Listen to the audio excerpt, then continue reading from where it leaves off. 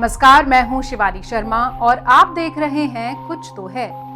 महाभारत के मुताबिक जब कौरवों से युद्ध खत्म हुआ तो मोक्ष के लिए पांडव स्वर्ग की सीढ़ी की तरफ निकल पड़े। महाभारत में लिखा है कि स्वर्ग की वो सीढ़ियां हिमालय के आखिरी छोर पर बनी हैं। उस कथा के मुताबिक सिर्फ युधिष्ठिर ही स्वर्ग की सीढ़ी तक पहुंच पाए थे।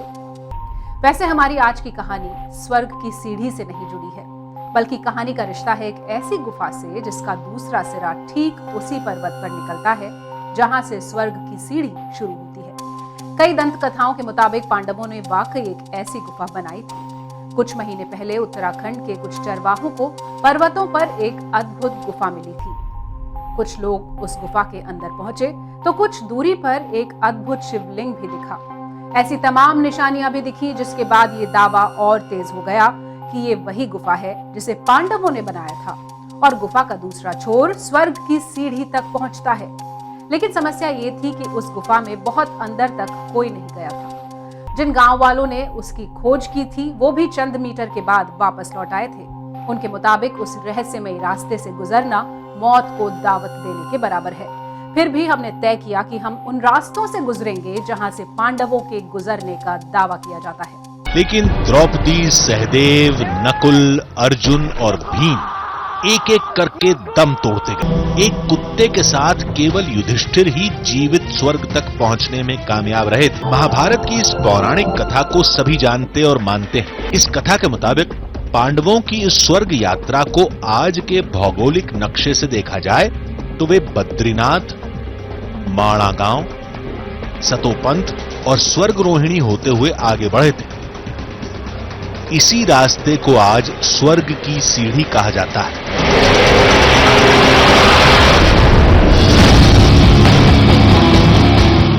लेकिन आज हम आपको स्वर्ग की सीढ़ी की कहानी नहीं सुनाने वाले। ये तो हम पहले भी दिखा चुके हैं। लेकिन क्या आपको यह पता है कि पांडवों ने सीधे, जिसके बारे में अभी तक कोई नहीं जानता था, वो रास्ता एक गुफा से होकर गुजरता था जो चंद महीने पहले ही सामने आई। अगर पांडवों ने सीधे स्वर्ग की सीढ़ी तक जाने के लिए ये रास्ता तैयार किया था तो गए क्यों नहीं? क्या ये रास्ता अधूरा है? अगर अधूरा है तो क्यों? क्या कोई बड़ा खतरा था? इन सवालों का जवाब हासिल करने के लिए हमें उन रास्तों पर चलना होगा। उस गुफा में जाना होगा जहां 5000 साल से शायद कोई नहीं गया। और हमारे इस सफर की शुरुआत होती है ऋषिकेश।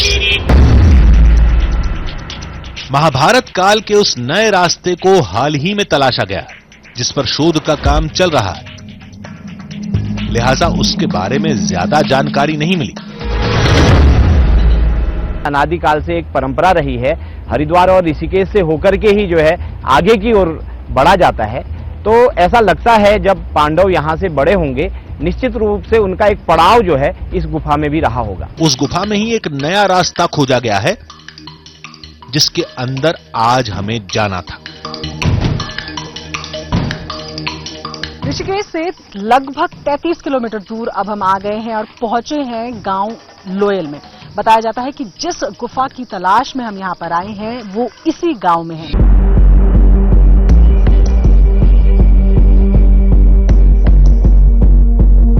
ये मंदिर तो पहले से ही था।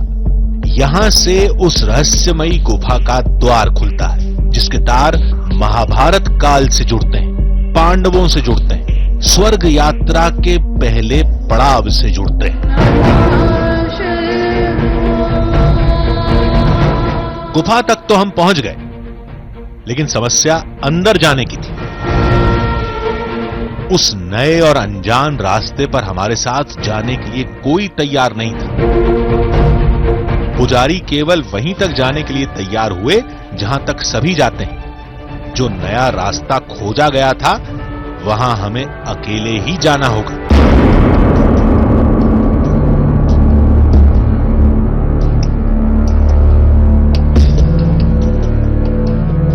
गुफा के अंदर पहुंचते ही कई तरह की आकृतियां नजर आने लगी, जिन्हें जिन्हें लोग भगवान से जोड़कर आस्था की नजरों से देखते हैं।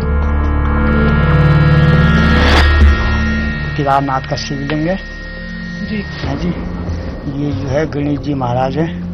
ये नीचे चुआ इनके बाण है, वैसे आकृति बने हैं जो अगर कोई आदमी बनाएगा तो उसमें स्पर्श बनाएगा, लेकिन प्रभु की माया तक प्रभु ही जाने।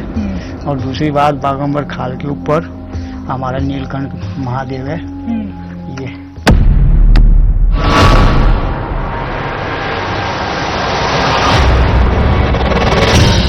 इस पूरी गुफा में ऐसी आकृतियों की भरमार है। ऐसी रचनाएं पत्थरों के अंदर रासायनिक क्रियाओं से बनती हैं, जिन्हें तैयार होने में सैकड़ों लाखों साल लगते हैं। लेकिन हमें तो यहां महाभारत से जुड़े साक्ष्यों की तलाश थी।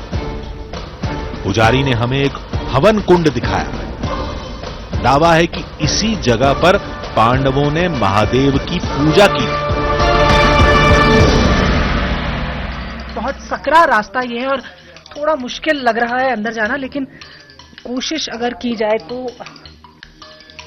हाँ, थोड़ा रास्ते में ज्यादा दिक्कत तो लग रही है और शायद आगे ये बंद भी है। लेकिन यहाँ पर हम आपको दिखाना चाह रहे हैं, ये आप देख सकते हैं, ये हवन कुंड है। और कहा जा रहा है कि 5 तो ये जो पांडव यहाँ रहते थे उनके हवन कुंड हैं, और नारद मुनि का भी यहाँ पर एक हवन कुंड है, नेचुरली बने हुए हैं, ये आप देख सकते हैं। लेकिन हमारी दिलचस्पी इन आकृतियों में बिल्कुल नहीं।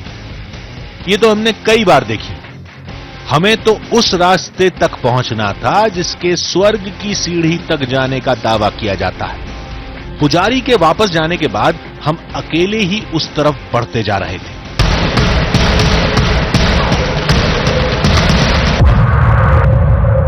चलिए, गुफा के अंदर एंट्री तो हमने जैसे तैसे कर ली है। गुफा को देखने के लिए आगे बढ़ना जरूरी है। ये गुफा शुरुआत से ही बेहद मुश्किल लग रही है।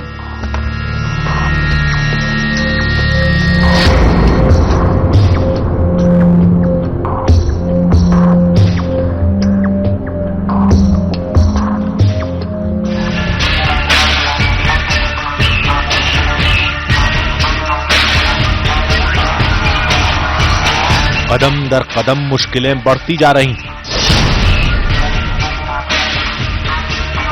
वैसे भी इन रास्तों पर चलने वाले हम पहले शख्स थे।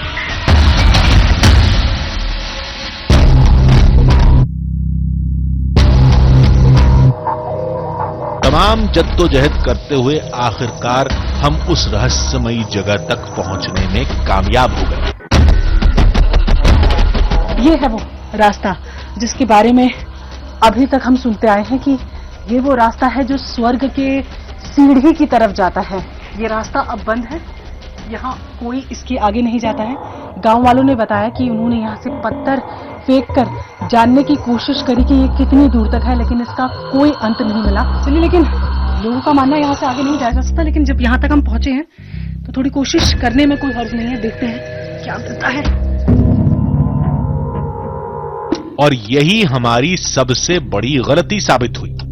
अंदर जाने से पहले हमें सावधानी बरतनी चाहिए थी। लेकिन महाभारत काल के रहस्य को सुलझाने के चक्कर में हम वहां पहुंच गए जहां से लौटना ही मुश्किल हो गया।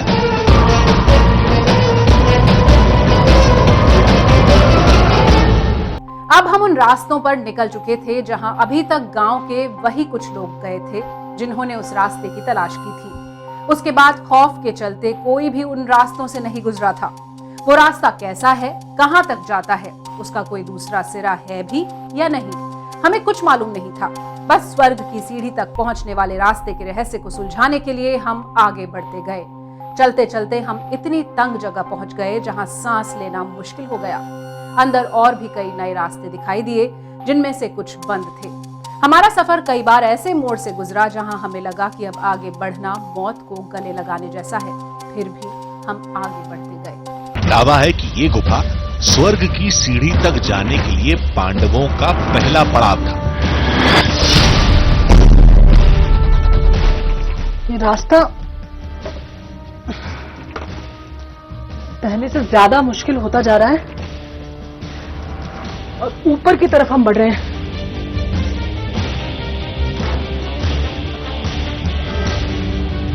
पत्थर बहुत ज्यादा फिसलन वाले हैं।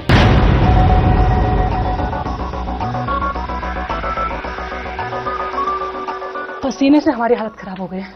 मेरे हाथ देखिए, पूरी मिट्टी यहाँ की गीली है। हमारे लिए ग्रिप बनाना मुश्किल हो पा रहा है। बहुत मुश्किल से ग्रिप बन रही है। ऊपर से जितना ऊपर हम चढ़ते जा रहे हैं, ऑक्सीजन कम है, गर्मी ज्यादा है, पसीने छूट गए हैं, लेकिन गुफा भी बहुत बाकी है।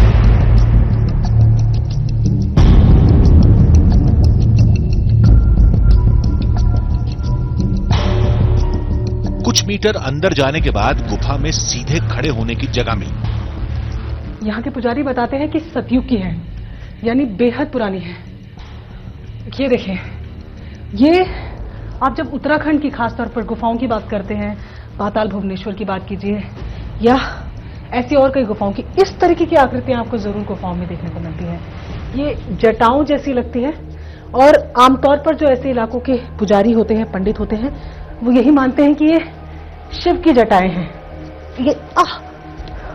ये इधर आप देखिए कि इस तरीके की आकृतियां आपको ज्यादातर पहाड़ी गुफाओं में देखने को मिलती हैं। यहाँ इसको पकड़ कर बैठना इसलिए जरूरी हो रहा है क्योंकि बहुत ज्यादा फिसलन है। ये बहुत ज्यादा गीला यहाँ पर हो रहा है और यहाँ इस गुफा की अगर बात करें तो घुप अंधेरा है।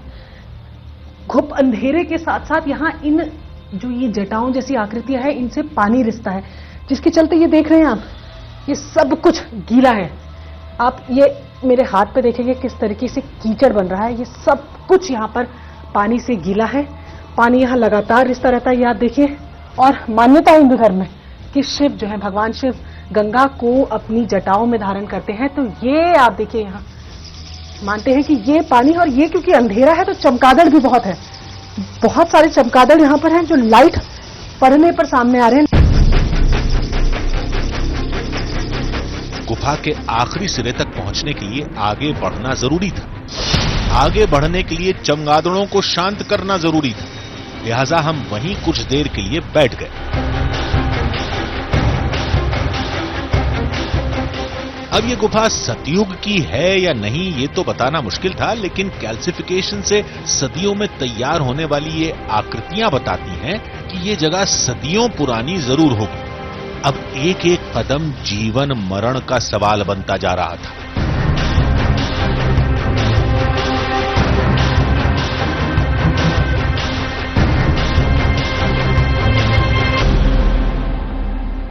रास्ता मुश्किल है, लेकिन यहाँ एक बेहद खूबसूरत चीज दिखी है। ये आप देख रहे हैं, अक्सर ऐसा जो डिजाइन है वो आप रेतों में न देखते हैं, पर ये रेत नहीं है। मैं आपको छूकर अगर इसको दिखा पाऊं तो आप इस पे हाथ लगाएंगे। ये रेत नहीं है, ये मिट्टी पे बना हुआ प्राकृतिक डिजाइन है।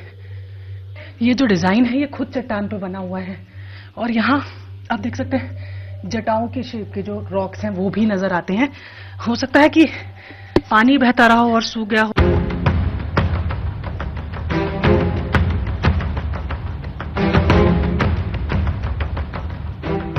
यहाँ से आगे जाना है हमें और जानना है कि क्या वाकई यहाँ कोई स्वर्ग की सीढ़ी है या नहीं।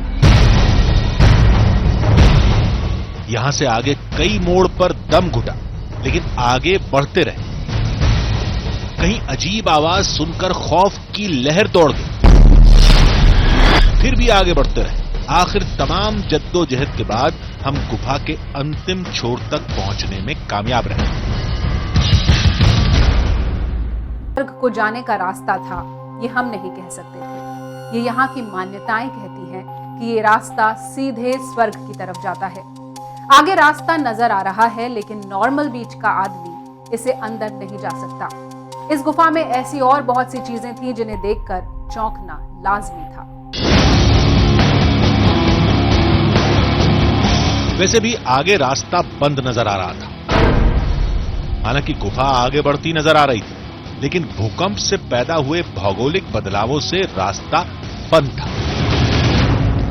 माना जाता है कि ये गुफा इतनी लंबी है कि इसका छोर कहीं पहाड़ में जाकर खुलता है और वहां से रास्ते निकलते हैं, स्वर्ग की सीढ़ी का रास्ता, केदारनाथ का रास्ता, बद्रीनाथ का रास्ता। लेकिन ये फिलहाल इस कलयुग में ये गुफा इतनी ही है, ऐसा यहाँ के लोगों का मानना है।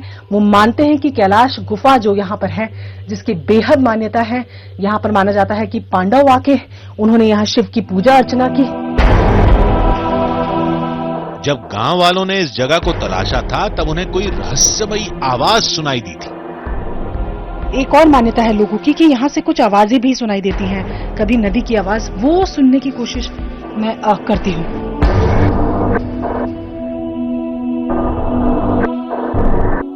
जब हमने बहुत ध्यान से सुना तो नदी के बहने जैसी कोई हल्की आवाज सुनाई दे रही थी।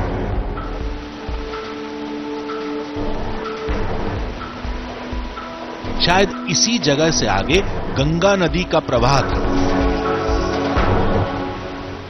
जैसे कि गांव के लोगों की मान्यता है कि कभी कभी उन्हें ऐसी आवाजें सुनाई देती हैं। यहाँ खूब अंधेरा है, सुनसान है, लोग भी यहाँ बेहद कम आते हैं, बेहद कम लोग यहाँ के बारे में जानकारी रखते हैं। सिर्फ चमगादड़ है जो हमें आते जाते यहाँ पर दिख रहे, लेकिन किसी तरीके की कोई आवाज हमें यहाँ सुनाई नहीं दी। हो सकता है कि पांडवों के वापस आने की वजह आगे नदी का बहना रहा हो, लेकिन हमें ऐसा कोई साक्ष्य नहीं मिला जो इसे महाभारत कालीन साबित कर सके। हालांकि हमें ये गुफा पौराणिक काल की जरूर लगी, लेकिन इसका नाता पांडवों से है या नहीं ये कहना अभी मुश्किल था। लेकिन हमें यह पता था कि दावे को लेकर हकीकत और फसाने पर पक्की मोहर कहां लग सकती है, और गुफा से बाहर निकलने के बाद हम सीधे वहीं पहुंचे, यानी देहरादून में भूगर्भ शास्त्री के पास, जिन्होंने साफ बताया कि गुफा के अंदर की आकृतियां कुछ और नहीं, भूगर्भीय हलचल का नतीजा है। हिंदू मैथोलॉजी में इसको केदारखंड कहा गया है, और केदारखंड में ज्यादातर जो हमारी पहाड़ी भूभाग है उसको शिव से जोड़ा गया है, इसको शिव क्षेत्र भी कहा जाता है। तो मान्यता है यहाँ हर जगह पे हम लोग को कुछ न कुछ रूप जो है शिव जी के रूप में, हम लोग दूसरे तरह से हम उसको शिव जी के रूप में देखते हैं। तो जो भी पत्थर हमें शिवलिंग की तरह आकार नजर आएगा तो उसे हम कहेंगे कि शिव की गुफा है। या अगर केव है तो केव के अंदर जो स्टैलेटाइट, स्टेलेग्माइट जो फीचर्स बनते हैं, क्योंकि वो नेचुरल प्रोसेस है और केमिकल रिएक्शन के द्वारा सेकेंडरी लाइम डिपोजिशन है उसके अंदर, केव्स के अंदर, तो जो खड़े कॉलम्स आप नजर आते हैं या जो वर्टिकल अपलिफ्ट बेस पे फ्लोर पे खड़े रहते हैं, उनको हम स्टेलेक्टाइट और स्टेलेग्माइट टर्म यूज करते हैं। तो बेसिकली ये केव फीचर्स हैं, और इसको शिव के जटाओं से कहना, मैं एज ए साइंटिस्ट मैं उसको शिव की जटा नहीं कह सकता। हाँ, ये कह सकता हूँ कि this is one of the geological phenomena, these are the features which is developed by the groundwater. फिर नक्शे के हिसाब से यह भी बताया कि उस कैलाश गुफा की भौगोलिक स्थिति पौराणिक कहानियों में बताए गए पांडवों के रास्ते से भी मेल नहीं खाती। ऋषिकेश, और ऋषिकेश से आप जब आगे बढ़ते हैं तो ये आप देखिए गंगा चल रही है, ठीक है, और ये गंगा का रास्ता है पूरा, आप देख रहे हैं। और इसके बाद ये देखिए यहाँ से एक डायवर्जन है, ये मंदाकिनी का जो कि केदारनाथ जी को जाता है, और इधर से जो जा रहा है रास्ता ये देखिए बद्रीनाथ जी को जा रहा है, ये बद्रीनाथ के लिए गया।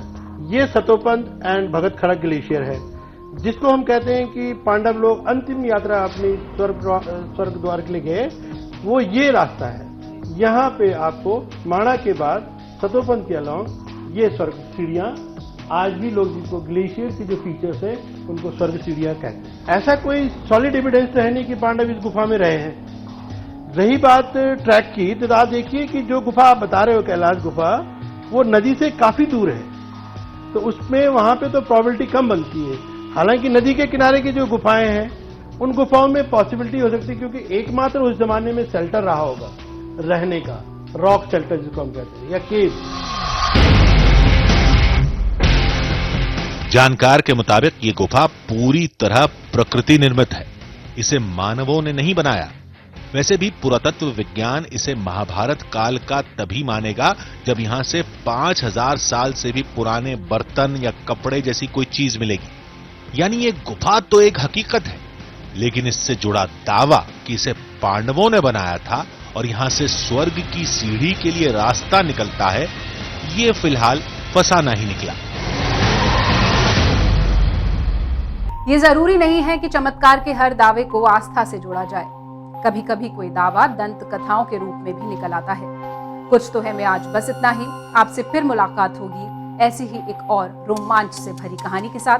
तब तक के लिए दीजिए पूरी टीम को इजाजत। नमस्कार।